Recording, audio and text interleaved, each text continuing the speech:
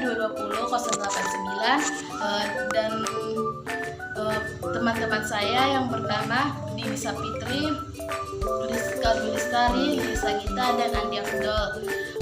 Di sini saya perwakilan dari kelompok 1 ingin menyampaikan materi saya yang berjudul definisi Total Quality Management, falsafah Total Quality Management, yang ketiga ada konsep Total Quality Management, yang keempat ada prinsip Total Quality Management, dan yang terakhir ada metode Total Quality Management.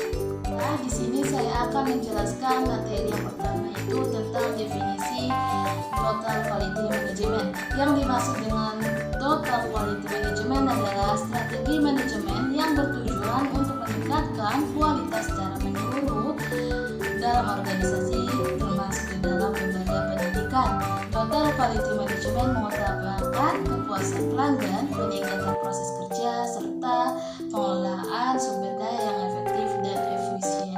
Materi kami yang kedua itu tentang falsafah Total Quality Management.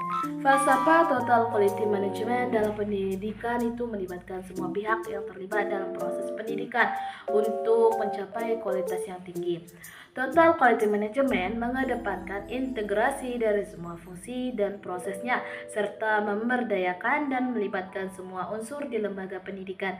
Tujuan utama dari Total Quality Management adalah untuk meningkatkan mutu pendidikan secara berkesinambungan, memberikan kepuasan kepada peserta didik, orang tua, dan masyarakat. Jelaskan materi yang ketiga, yaitu tentang konsep Total Quality Management. Konsep Total Quality Management itu ada beberapa. Yang pertama itu ada kesadaran kualitas mutu. Yang dimaksud itu adalah tanggung jawab semua pihak yang terlibat dalam proses pendidikan. Hal ini berarti bahwa setiap individu di lembaga pendidikan harus memiliki kesadaran akan pentingnya kualitas dalam setiap aspek pendidikan. Yang kedua itu ada pelanggan. Totalitas Quality Management itu harus mengutamakan kepuasan pelanggan, baik pelanggan internal maupun eksternal. Yang dimaksud dengan pelanggan internal itu ada siswa dan guru, dan yang dimaksud dengan pelanggan eksternal itu ada orang tua dan masyarakat. Kepuasan pelanggan diukur melalui kualitas input, proses, output, dan outcome pendidikan. Yang ketiga itu ada pengelolaan sumber daya. Yang dimaksud dengan pengelolaan sumber daya yang efektif dan efisien sangat penting dalam Total Quality Management. Hal ini meliputi alokasi sumber-sumber, pelatihan staf, dan pengembangan sistem yang mendukung kualitas. Dan yang keempat itu tentang prinsip Total Quality Management. Prinsip Total Quality Management itu meliputi planning.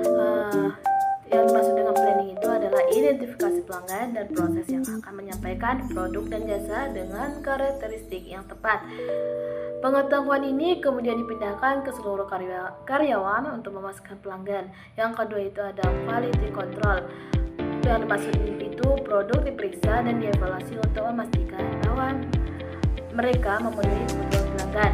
Masalah yang diketahui kemudian dipecahkan seperti masih rusak yang segera diperbaiki. Yang ketiga itu ada quality improvement. Yang dimaksud ini yaitu mekanisme yang sudah mapan dipertahankan untuk mencapai mutu yang berkelanjutan.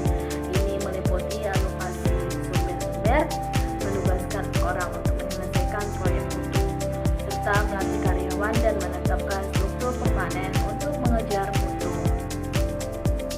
Baiklah, di sini saya akan melanjutkan materi yang terakhir, yaitu tentang metode Total Quality Management dalam pendidikan.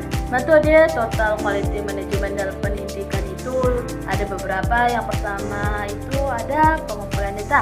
Yang dimaksud dengan pengumpulan data itu, data harus dikumpulkan melalui berbagai cara seperti wawancara, observasi, dan studi dokumentasi.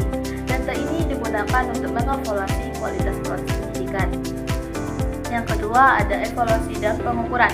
Yang dimaksud itu adalah sistem pengukuran dan evaluasi yang efektif digunakan untuk menilai kualitas input, prosesnya, outputnya, dan outcome pendidikan. Hasil evaluasi digunakan untuk membuat perubahan yang diperlukan. Yang ketiga itu ada pelatihan dan pengembangan. Yang dimaksud pelatihan dan pengembangan itu adalah staf dilakukan secara berkelanjutan untuk meningkatkan kemampuan staf dalam mencapai kualitas yang tinggi. Pelatihan ini meliputi aspek-aspek seperti manajemen mutu, komunikasi, dan teamwork. Baru yang keempat itu ada dukungan kepala sekolah.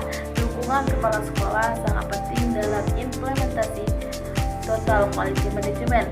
Kepala sekolah harus memfasilitasi proses total quality management dan memastikan bahwa semua pihak terkait berpartisipasi aktif dalam proses pendidikan.